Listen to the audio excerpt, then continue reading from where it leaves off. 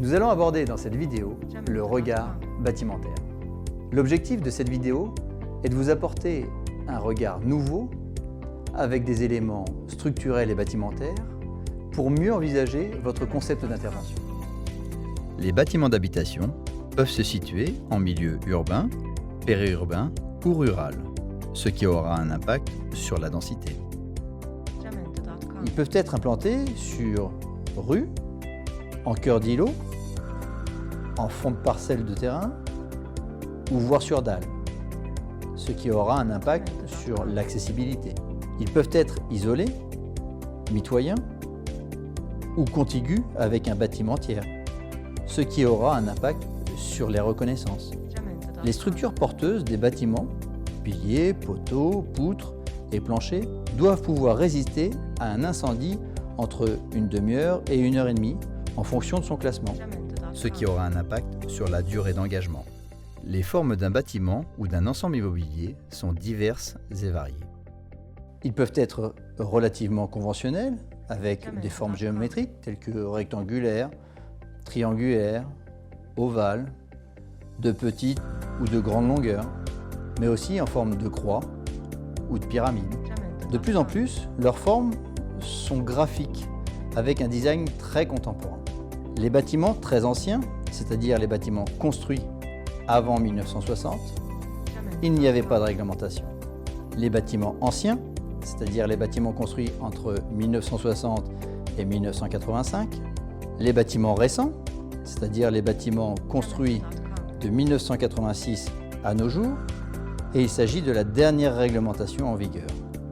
Il y a aussi des bâtiments réhabilités, surélevés, transformés. Le principe de ces modifications est d'améliorer le niveau de sécurité. Cependant, contrairement aux ERP, ces bâtiments ne sont pas visités ni contrôlés par une commission de sécurité.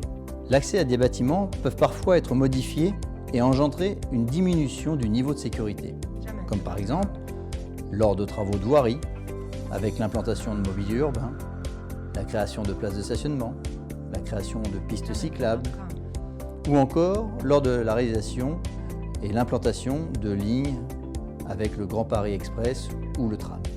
Les niveaux peuvent être composés uniquement de logements, mais aussi mixés avec des établissements recevant du public, du code du travail ou des parcs de stationnement. Ces étages peuvent être courants, c'est-à-dire identiques sur l'ensemble des étages. Il peut parfois y avoir des dénivelés avec des rez-de-chaussée, des raies-de-dalles, des rez-de-chaussée hauts ou bas, mais aussi en duplex, souplex, montant ou descendant, ce qui aura un impact sur l'engagement des secourants. Les façades peuvent être sur un même plan vertical ou avoir des retraits, souvent sur les derniers étages avec éventuellement un dispositif de type plateforme ou échelle à crinoline, ou bien avoir un aspect pyramidal présentant des superpositions de terrasses.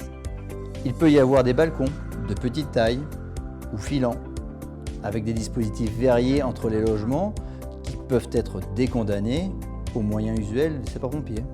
Le revêtement peut être composé de différents matériaux, plus ou moins propagateurs d'incendie. Il peut être combustible, tel que le bois, ou incombustible, tel que le crépi, ce qui aura un impact sur les vecteurs de propagation. Lorsqu'il y a une isolation par l'extérieur, le risque de propagation peut être augmenté en fonction de la pose des matériaux isolants et de la qualité de ces isolants.